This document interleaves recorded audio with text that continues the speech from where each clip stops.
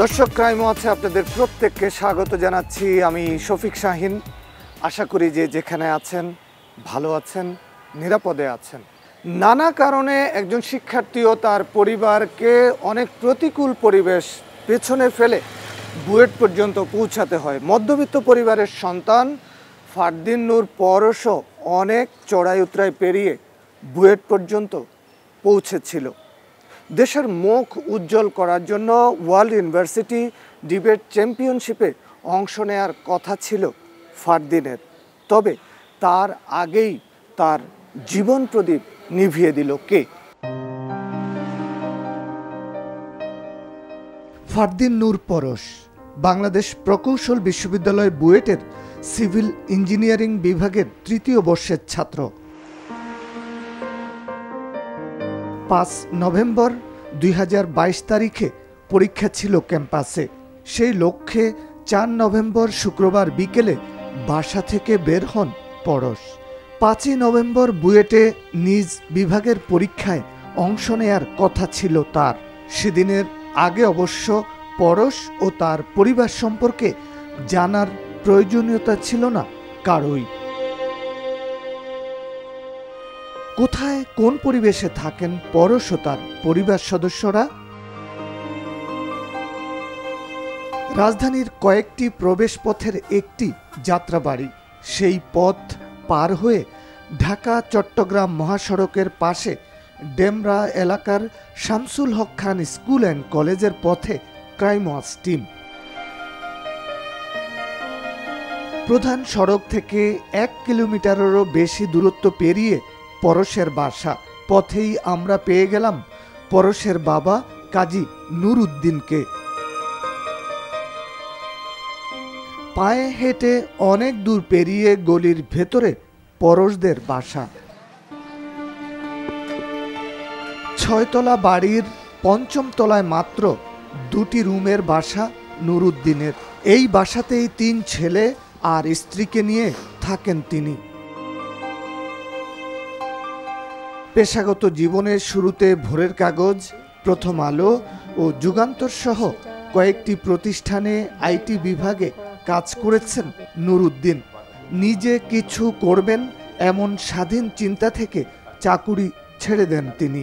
Business magazine the রিভারাইনের সম্পাদক ও প্রকাশক নূর উদ্দিন। অর্থনৈতিক টানাপোড়েনের কারণে ঢাকার শেষ প্রান্তে ভাড়া কম এমন বাসা নেন নূর উদ্দিন। বাবা হিসেবে শুরু হয় আমি ব্যর্থ। সন্তানকে যেভাবে লালন পালন করতে হয়, যতটা সামর্থ্য দিয়ে লালন পালন করতে হয়, যতটা আগলে রাখতে হয়, ততটা সময় আমি দিতে পারি। আমি আমার ছেলেটাকে প্রতিপালন করার ক্ষেত্রে আমি টাকা পয়সা বা তাকে যেভাবে রাখার কথা সেই ক্ষেত্রে আমি ব্যর্থ হয়েছি। যতটা গাইড করতে এই ছেলেটাকে গাইড করার প্রয়োজনও পড়েনি। আমার ব্যর্থতার জায়গায় আর্থিকভাবে সচ্ছলতায় আরেকটু ভালো, এখানে যদি আমি আরেকটু ভালো করতে পারতাম সে হয়তো আরও জায়গাতে যেতে পারতো। আমার কষ্টের জায়গাটা কিন্তু এখন ওখানে।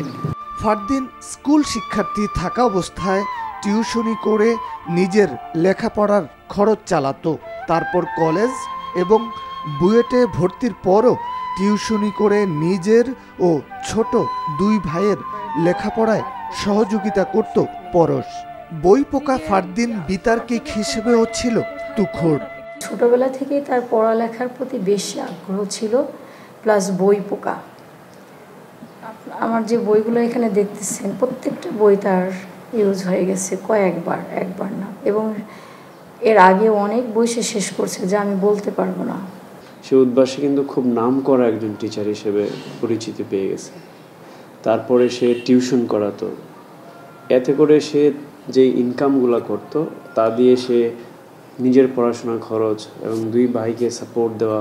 ইনার স্পিরিট যদি না থাকে, ভিতরে যদি জেদ না থাকে বড় হওয়ার, তাহলে কিন্তু কেউ এরকম করতে পারে না। তার ভিতরে সেই জেদটা ছিল। বুয়েট ক্যাম্পাস, কোচিং ক্লাস আর টিউশনি ছাড়া বাসায় সময় কাটাতো পরশ। এর বাইরে আড্ডা দেওয়ার মতো সময় ছিল না ফারদিনের। বুয়েট হলে সিট থাকলেও বাসায় পরিবারের সাথে থাকতো পরশ। পরীক্ষার আগে কখনো কখনো 2-1 দিন হলে থাকতো সহপাঠীদের সাথে গ্রুপ স্টাডি করতে। 5 নভেম্বর পরীক্ষা ছিল ফারদিনের, তাই 4 নভেম্বর হলে থাকার কথা বলে দুপুরের পর বাসা থেকে বের হয় সে। আমার রান্না শেষ হয়ে আসার পর আমি এখানে এই টেবিলটাতে চেয়ারে বসে আমিও ল্যাপটপ ইউজ করলাম, আরও এখান দিয়ে আর কি বেরোচ্ছে আর বলতেছে, আমি বলতেছি বাবা তুমি কখন আসবা? বলতেছে আম্মু আমার তো শনিবারে কুইজ পরীক্ষা আছে, আর আমার রাত্রে একটু হলে থাকা লাগবে বন্ধুদের সাথে টেকনিক্যালি কিছু জিনিস দেখার জন্য। তাই আমি কালকে শনিবারে পরীক্ষা শেষ করে শনিবারের দিন বিকালে আসব। ওই রাতে ঘুমানোর আগে ছেলের সাথে কথা বলার চেষ্টা করেন ফারহানা ইয়াসমিন, কিন্তু ফোন ধরেনি পরশ। পরে আবার পরশ ফোন করার পর ধরতে পারেননি তার মা। আমার কাছে তার লাস্ট কল এসেছিল 11:22 না হোক 23 হবে, 1-2 মিনিট আগে পরে। আমি আমার ওই রুমের জানালা দিয়ে দেখতেছি আমার আব্বা এদিক দিয়ে গেল, এটাই আমার শেষ দেখা ছিল। পরের দিন শনিবার পরীক্ষায় অংশ নেয়নি ফারদিন। তার খোঁজে সহপাঠী ও শিক্ষকরা। ফোন আসে ফারদিনের পরিবারের কাছে। বাসায় কল দিয়েছে ওর বন্ধুরা, প্রথমত ওরা খোঁজাখুঁজি করেছে, ডিপার্টমেন্টের টিচাররা খোঁজাখুঁজি যে ফারদিন পরীক্ষার হলে না, এটা তো হয় না। ওরা সব খোঁজাখুঁজি শেষে আমাদের বাসায় কল দিচ্ছে। বাসায় কল দিয়ে যখন এটা শুনেছে, তারপর আমার এখান থেকে নাম্বার নিয়ে আমাকে কল দিয়েছে। কাজী নুরুদ্দিন জানতে পারেন বুশরাকে নিয়ে ধানমন্ডিতে একটি রেস্টুরেন্টে আড্ডা দেয় তার ছেলে। 4 নভেম্বর রাত 10টার দিকে বান্ধবী আমাতুল্লাহ বুশরাকে রিকশাযোগে রামপুরায় নামিয়ে দেয় পরশ। সেই দৃশ্য ক্লোজ সার্কিট ক্যামেরায় ধরা পড়ে। ছেলেকে খুঁজে বের করার জন্য রামপুরা থানায় সাধারণ ডায়েরি করেন ফারদিনের বাবা। যে ছেলে বাসায় সব সময় বলে কয়ে যায়, আমাদের বলা কওয়া ছাড়া সে শুনলে না, সেই ছেলে এইভাবে থাকবে না, এই নোটিস না করে এভাবে থাকবে, এটা তো সুতরাং জিডি করতে গিয়ে আর আমাদের বিলম্ব করতে হয়। যখন এটা পেয়েছি এরপর কিছু যে খোঁজাখুঁজি করে হলো যে আমি তো রামপুরা থানায় জিডি করলাম। ওর আব্বু শনিবারের দিনে ওই রাত্রেই রেস্টুরেন্টে গিয়ে এলো ধানমন্ডিতে, এবং ফুটেজে দেখলো যে না মেয়েটার সাথে ছিল এবং খেয়েছে। আর মেয়েটা বলছে যে রামপুরায় আমার সাথে ছিল, লাস্টে ওখানে আমাকে নামাইছে আর কি। এটার ভিত্তিতে আর কি ও রামপুরা থানাতে জিডি করা হলো। রামপুরার বাসায় পৌঁছালো বুশরা। পরশের আসার কথা ছিল বুয়েটের হলে, কিন্তু 3 দিন পর পরশের লাশ মিলল শীতলক্ষার জলে। তাহলে কি খুনিরা পথ দেখালো, নাকি অচেনা পথে যেতে বাধ্য হয়ে খুনের শিকার হলো পরশ? পড়ালেখা করার জন্যই যদি বাসা থেকে হলে আসবে পরশ, তবে হলে না ফিরে ধানমন্ডি টিএসসি হয়ে রামপুরায় বান্ধবীর সাথে কেন গেল পরশ? তারপরও হলে না ফিরে রাজধানীর এ মাথা ও মাথা কেন চষে বেড়ালো এই মেধাবী শিক্ষার্থী? তবে কি খুনিরাই তাকে পথ দেখিয়ে নিয়ে গিয়েছিল সেই চনপাড়া পর্যন্ত? ফারদিন নূর পরশ নিহত হওয়ার পর চাঁদপুরের আশরাফুল ইসলাম সাদ্দাম নামে একজন তার ফেসবুক পেজে লিখেছেন, শীতলক্ষা নদীতে ভেসে বেড়ায় কচুরিপানা। কচুরিপানাদের হারিয়ে ভেসে বেড়ায় ছোট ছোট নৌকা, ছোট নৌকাদের হারিয়ে ভেসে বেড়ায় বড় নৌকা, আর বড় নৌকাদের হারিয়ে দেয় ট্রলার, ট্রলারকে জাহাজ। কিন্তু সেদিন সবাইকে হারিয়ে ভেসে উঠল একটা মৃতদেহ। সেই দেহ ট্রলার ও জাহাজের মতো হুইসেল দেয় না, সে দেহের মাঝি গান গায় না, মৃতদেহ কথা বলে না, তাদের জিহ্বা নড়ে না, তাদের মাথা খোলে না। অথচ মৃতদেহটা একসময় কথা বলতো, বিতর্ক করত, হাসত, গান গাইত। বই পোকা ছেলেটা ভাবত, অথচ ছেলেটা এখন নিশ্চুপ। সে ভেসে বেড়ায় শীতলক্ষায় কচুরিপানার সাথে। পরশের মৃতদেহ উদ্ধার হয় নারায়ণগঞ্জের সিদ্ধিরগঞ্জের গোদনাইলের শীতলক্ষার বুক থেকে। 7 নভেম্বর ছেলের সন্ধানে যখন বুয়েট ক্যাম্পাসে খোঁজ খবর নিচ্ছিলেন পরশের বাবা, তখনই নুরুদ্দিনের কাছে খবর আসে তার ছেলের লাশ ভাসছে শীতলক্ষায়। তাকে কিভাবে নিয়ে যাওয়া হয়েছে সে ওই পর্যন্ত যেই যেই জায়গাতে যায় সে এবং সুস্থ থেকে যদি ওখানে যায়, সে গিয়েছে নাকি স্বেচ্ছায় গিয়েছে না অইচ্ছায় গিয়েছে, কীভাবে ওই স্পটগুলোতে যায়, তার মোবাইলটা ওখানে ওখানে ট্র্যাক হয়, এইসব বিষয়গুলো একটু ভাবতে হবে। ছেলের বাবা আমাকে যেটা বললেন 1:30টার দিকে, ওনার সঙ্গে আমার এখানে কথা হয়েছে প্রায় 2:45-2টার দিকে, উনি বললেন যে 1:15টার দিকে বা 1:30টার দিকের সময় একটা ল্যান্ডফোন থেকে টেলিফোন আসছে, উনি ধরেন নাই। আমি এখানে যখন আসছে আমার সঙ্গে তখনও কিন্তু কয়েকবারই টেলিফোনটা আসছে। 3-3:30টার দিকে ডিবির থেকে ওনাকে জানাইছে যে একটা ডেড বডি এরকম ইয়াতে পাওয়া গেছে, আপনার ছেলে পাওয়া গেছে, ইয়াতে ডেড বডি আছে। কিন্তু তারও আগে পরিবার জানতে পারে বাসা থেকে বের হওয়ার পর ক্যাম্পাসে না গিয়ে ধানমন্ডিতে একটি রেস্টুরেন্টে বুশরা নামের এক বান্ধবীর সাথে দীর্ঘ সময় আড্ডা দেয় পরশ।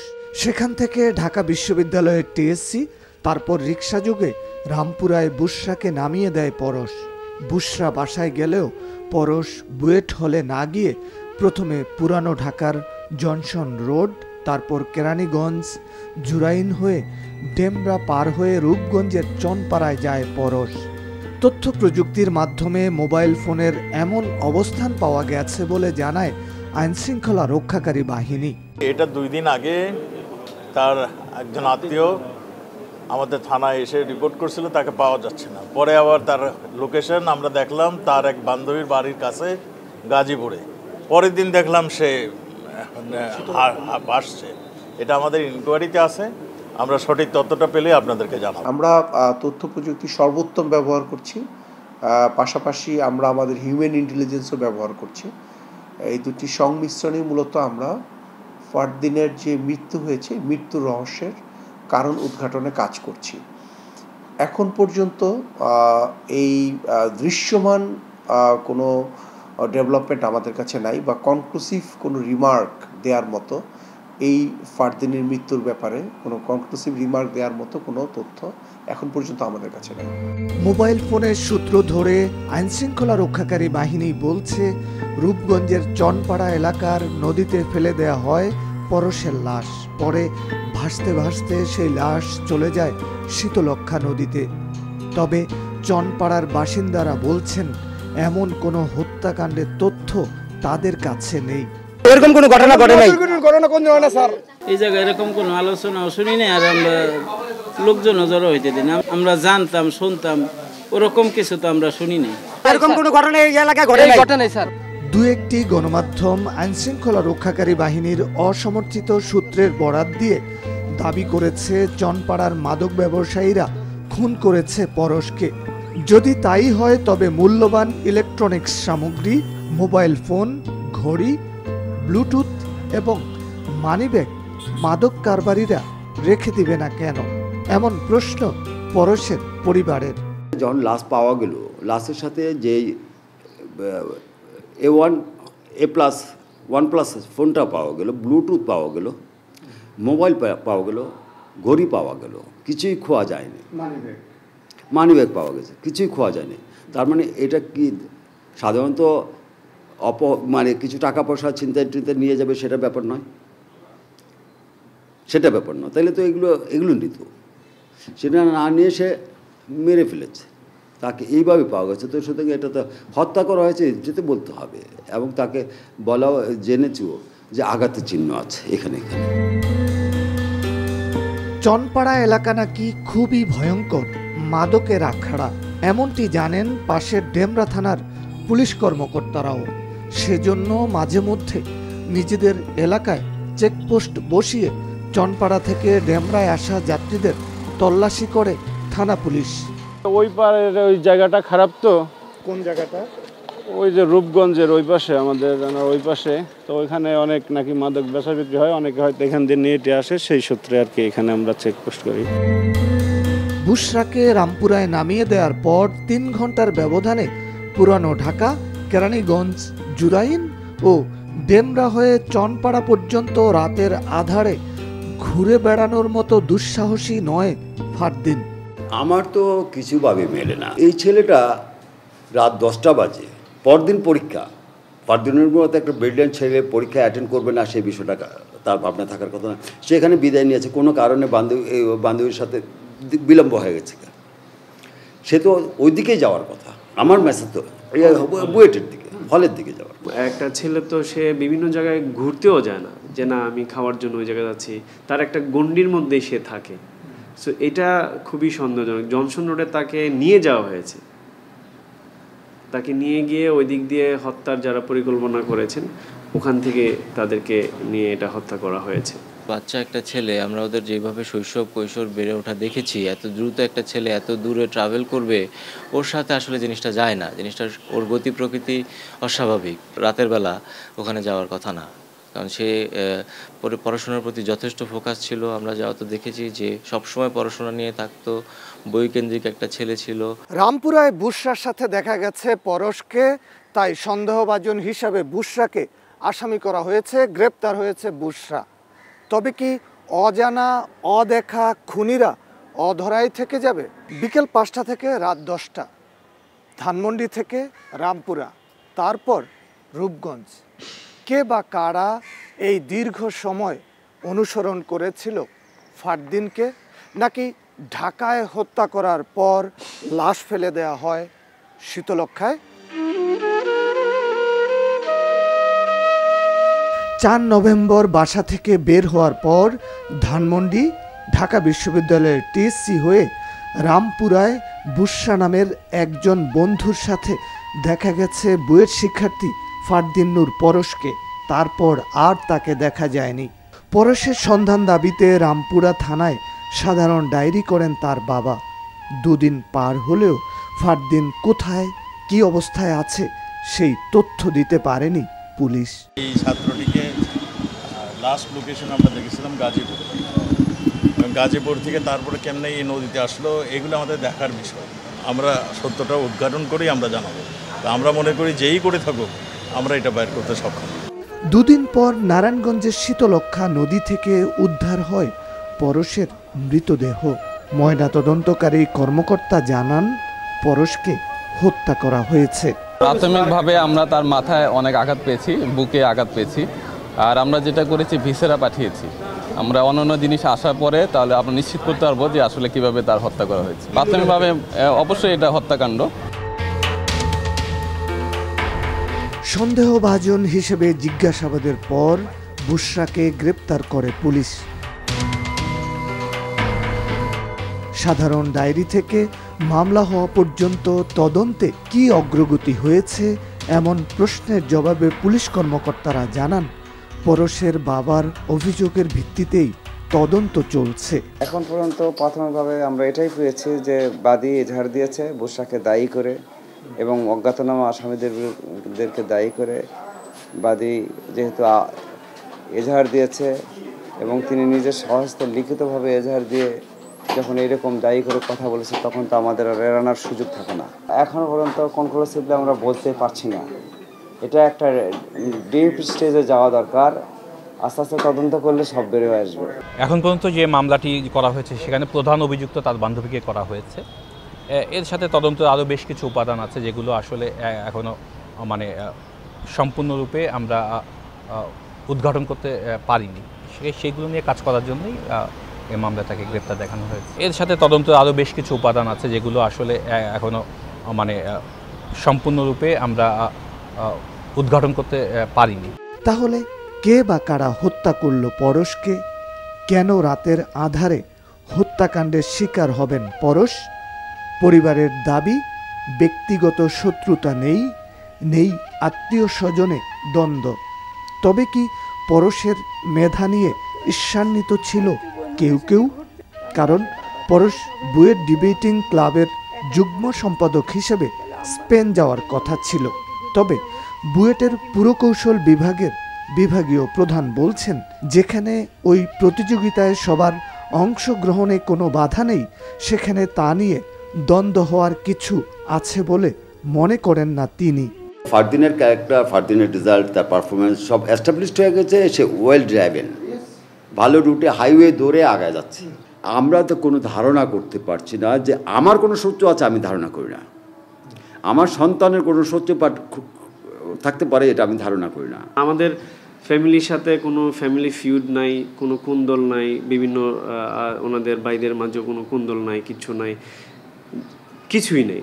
যার কারণে ফ্যামিলি এর লোকজন আমরা সাসপেক্টই করতে পারছি না, এবং তারও বন্ধুবান্ধব সার্কেলে কারোর সাথে কোনো ঝগড়াঝাটি এই পর্যন্ত হয় না, এবং কোনো এলাকার মহল্লার বিভিন্ন আড্ডাবাজি এইগুলোতে সে কখনো যেত না। এখানে ঈর্ষান্বিত হওয়ার তো কিছু নাই। এখানে তো সবাইকে, এই তো আমাদের এখানে যে বিতর্ক ক্লাব আছে এটা তো সবাই পার্টিসিপেট করতে পারে, কিন্তু ঈর্ষান্বিতের কি আছে? ওই যে ও দেশের বাইরে যাবে তো কি হয়েছে, অন্যরাও তো যায়। তো এখানে তো দ্যাট ইজ, এটা তো ওপেন টু এভরিবডি। এখানে তো ঈর্ষান্বিত ওরকম চিন্তার মধ্যে কোনো থাকার কারণ নাই। ঢাকা মহানগর গোয়েন্দা পুলিশ বলছে পরশকে ঢাকায় খুন করা হয়েছে, তারপর লাশ ফেলে দেয়া হয়েছে নদীতে।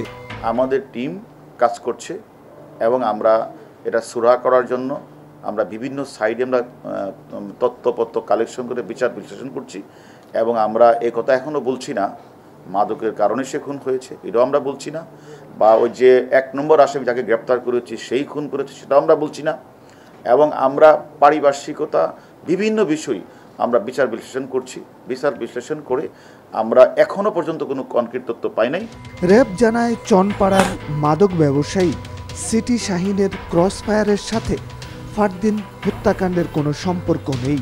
তবে রাজধানী জুড়ে যেসব অপরাধী চক্র টার্গেট কিলিং করে কিংবা মুক্তিপণ আদায় করে তাদের নজরদারিতে রাখা হয়েছে।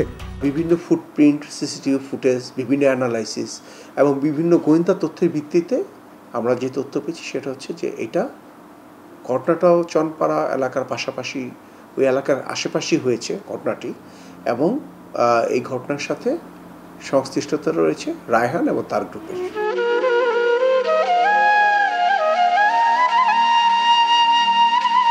খুনিদের গ্রেপ্তারের দাবিতে বুয়েট ক্যাম্পাসে 2 দফা মানববন্ধন করেছে তার সহপাঠী ও সাধারণ শিক্ষার্থীরা।